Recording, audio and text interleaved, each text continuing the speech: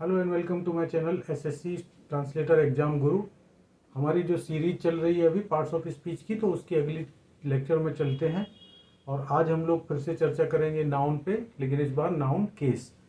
तो चलिए वीडियो शुरू करते हैं। तो जैसे कि आप जानते हैं, केस का मतलब क्या होता है।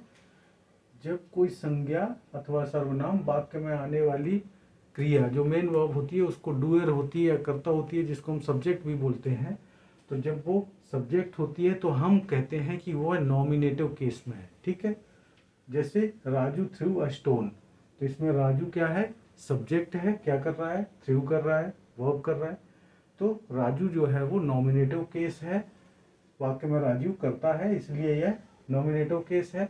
नॉमिनेटिव केस का पता लगाने के लिए हम क्या करते हैं, वर्ब में हु कौन कर रहा है, व्हाट लगाते हैं। ठीक है। तो ये वर्ब के पहले हम हु या व्हाट लगाकर ये पता करते हैं कि नॉमिनेटिव केस है। तो अगले स्लाइड पे चलते हैं।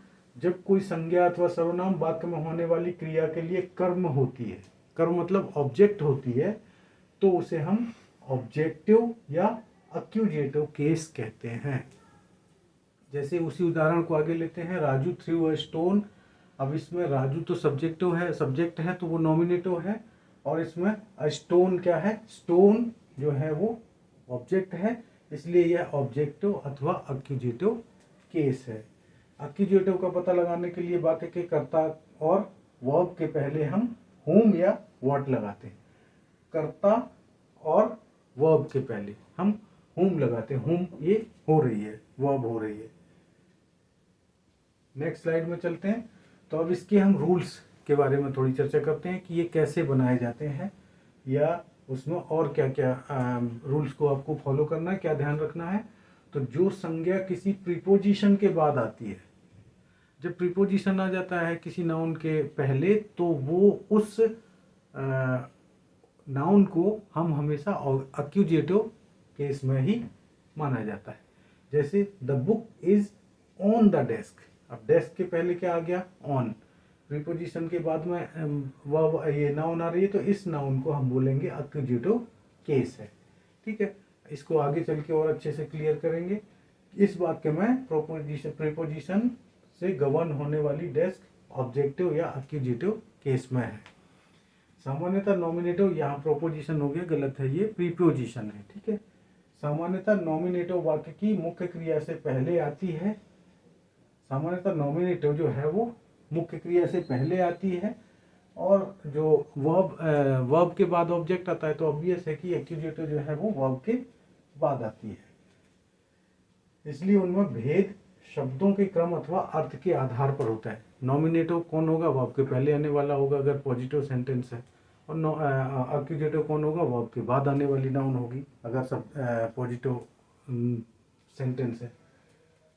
नेक्स्ट रूल जब हम पढ़ते हैं, तो जब किसी वाक्य में एक क्रिया के दो कर्म होते हैं, दो ऑब्जेक्ट जहां पर होंगे, तो जो सामान्य रूप से मुख्य कर्म होगा, जो मेन ऑब्जेक्ट होगा, ऑर्डिनरी ऑब्जेक्ट होगा, उसे हम डायरेक्ट ऑब्जेक्ट कहते हैं, और दूसरे को इनडायरेक्ट ऑब्जेक्ट कहते हैं। इसको उदाहरण से समझते हैं। Raj gave Hari a ball. अब यहाँ पर क्या है, राज हो गया सब्जेक्ट जो गेव कर रहा है, हरी और बॉल ये दो चीजें जो हैं ये दो ऑब्जेक्ट हैं।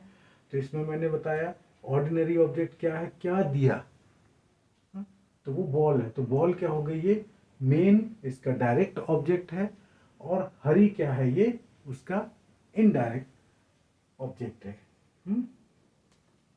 इसे इस तरह से भी लिख सकते हैं, Raj gave a ball, Raj gave Hari a ball. दोनों ही वाक्य में गेव क्रिया का सामान्य कर्म है, बॉल है, और इसलिए यहाँ पर बॉल क्या है, वो डायरेक्ट ऑब्जेक्ट है, और हरी जो है वो इनडायरेक्ट ऑब्जेक्ट है। नेक्स्ट स्लाइड में चलते हैं। तो चौथे नंबर का रूल, जब किसी संज्ञा शब्द के बाद अपोस्ट्रॉफी लगा हो। एपोस्ट्रॉफी मतलब जो हम लगाते हैं, तो उसमें क्या होता है, पजेशन होता है। ठीक है ना, पजेसिव केस इसको बोलते हैं। वैसे भी आप जानते हैं उसको पजेसिव अथवा जेनिटिव केस भी कहते हैं। तो जैसे दिस इज रानीज अम्ब्रेला, ये रानी का छाता है। रानी संज्ञा जो है वो पजेसिव केस में है। हालांकि अपोस्ट्रोफी लगने से हमेशा पोजेशन या ओनरशिप नहीं पता चलता या होता, बल्कि इसके अन्य अर्थ भी होते हैं।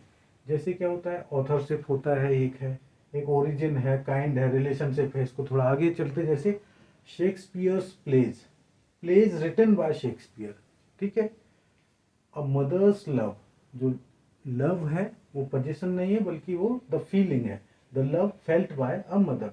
अशोक्स स्कूल, अशोक का स्कूल का मतलब अशोक वो स्कूल ओन्ड बाय अशोक नहीं है, स्कूल जहाँ पर अशोक जाता है या पढ़ता है, ठीक है। तो नेक्स्ट स्लाइड देखते हैं। नेक्स्ट वीडियो में हम चलते हैं। तो अभी देखते हैं फॉर्मेशन ऑफ पजेसिव केस कैसे होता है।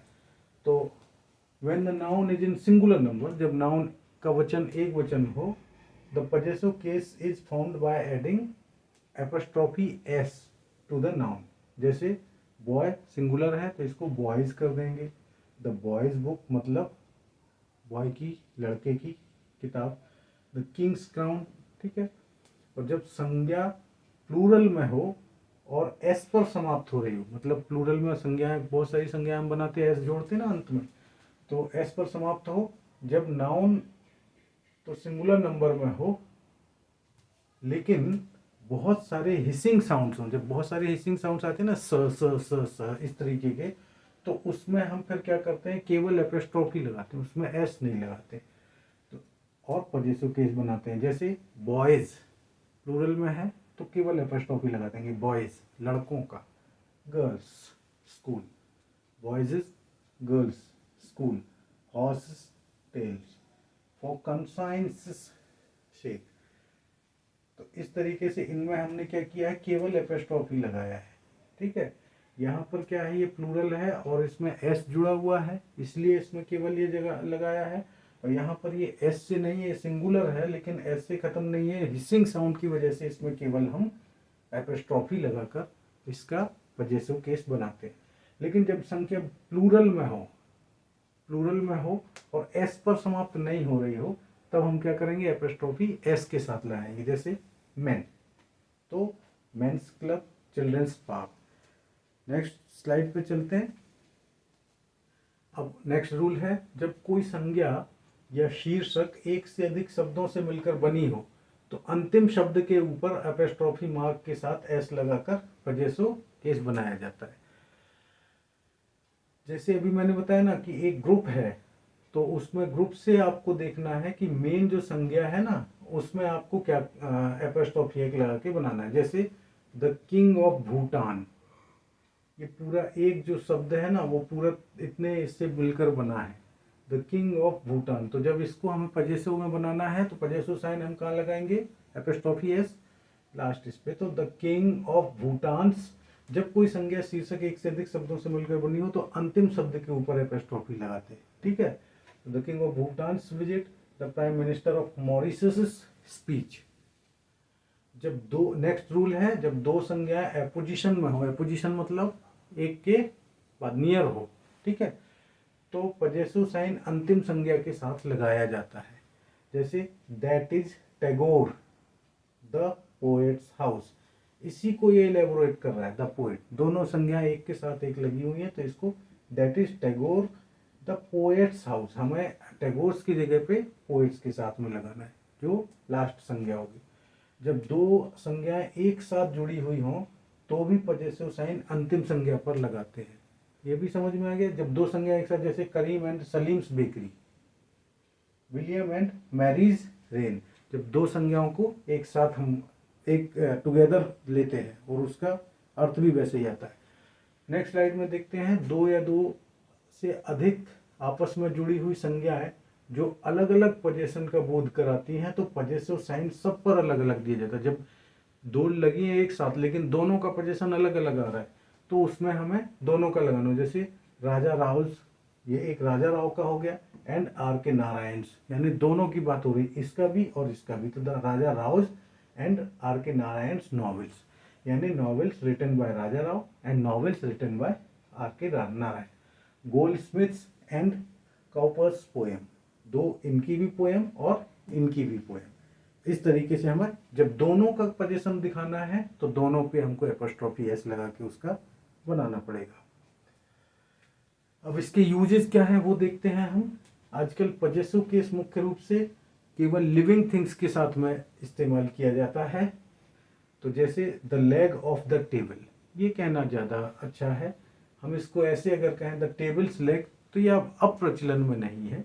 ये मॉडर्न इंग्लिश में इस तरीके से ज़्यादा होता है कि हम लिविंग थिंग्स के साथ ही एपॉस्ट्रोफी का प्रयोग करके पजेसिव केस का प्रयोग किया जाता है। The cover of the book, हम ऐसे नहीं है द बुक्स कवर, ठीक है। The roof of the house, ना कि द हाउसेस रूफ। अब पर्सोनिफाइड ऑब्जेक्ट, पर्सोनिफाइड ऑब्जेक्ट क्या होता है, जब हम किसी फीलिंग को या कोई ऐसी चीज को उसको पर्सनलाइज कर देते हैं, एक ह्यूमन बीइंग की तरह जब उसको ट्रीट करते हैं, तो उसको हम पर्सोनिफिकेशन बोलते हैं, ठीक है। पर्सोनिफिकेशन मतलब पर्सन बनाना, ठीक। तो पर्सोनिफाइड ऑब्जेक्ट के नाम के साथ पजेसिव साइन का प्रयोग अवश्य किया जाता है। तो उदाहरण के लिए इंडियाज हीरोज। अब इंडिया जो है यहाँ पर क्या है, एक जगह का नाम है, लेकिन उसको हमने ऐसे ट्रीट किया है जैसे वो एक व्यक्ति का नाम हो, ठीक है।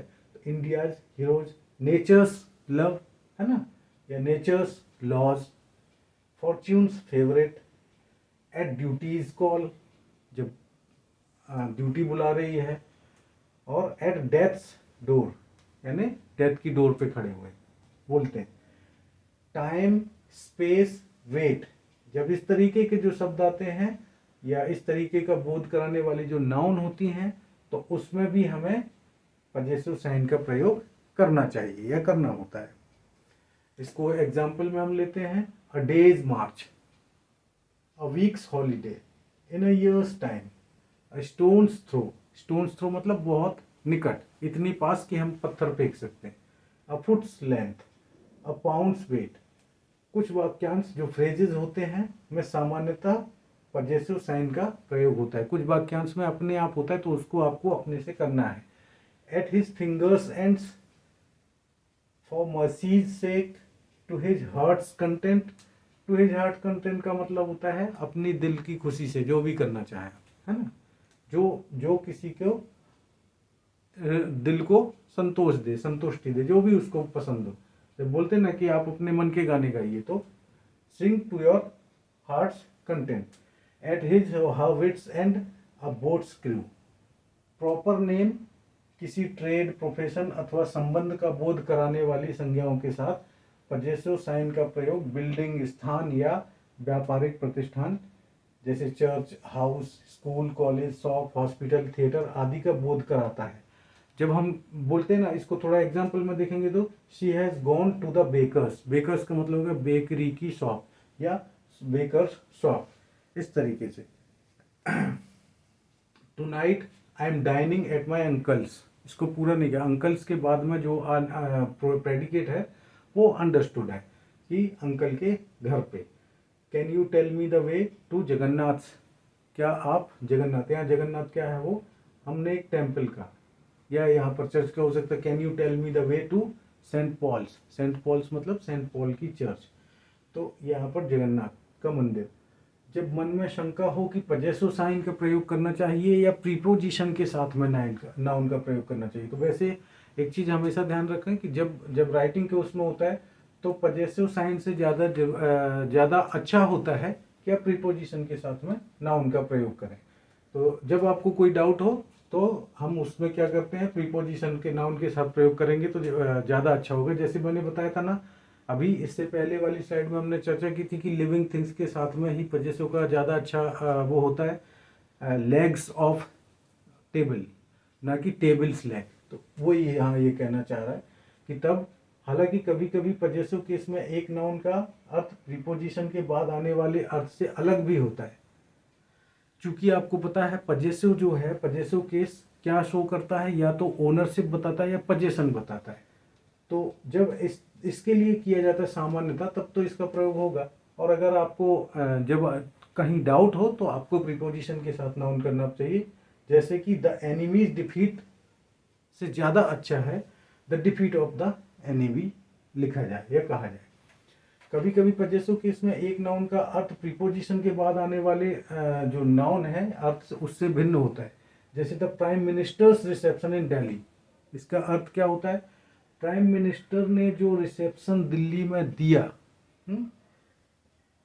उस ये अर्थ है। और जब इसको अगर हम बोले the reception of the prime minister in Delhi का अर्थ है, अब यहाँ पर हो गया द प्राइम मिनिस्टर्स रिसेप्शन, यहाँ पर पजेसिव केस में है, और अगर हम प्रीपोजिशन के साथ में लगाएं the reception of the prime minister, तो इन दोनों में अर्थ क्या हो गया, यहाँ पर ये कर दे रहे हैं रिसेप्शन और यहाँ पर ये पा रहे हैं, मतलब दिल्ली के लोग इनको कैसे ट्रीट कर रहे, कैसे वेलकम कर रहे हैं, वो यहाँ पर है। तो दोनों में अर्थ अलग अलग है। यहाँ पर प्राइम मिनिस्टर अपनी तरफ से रिसेप्शन दे रहे हैं और यहाँ पर पीपल द्वारा उनको रिसेप्शन दिया जा रहा है, तो इसका भी ध्यान रखना होगा। धन्यवाद। वीडियो हमारा आज समाप्त होता है और आपसे रिक्वेस्ट है कि आप कमेंट बॉक्स में अगर कोई आपके डाउट्स हैं तो ज़रूर लिखें, और वीडियो को लाइक और शेयर ज़रूर करें और सब्सक्राइब करें। नेक्स्ट वीडियो हम जल्दी ही डालेंगे। Thank you.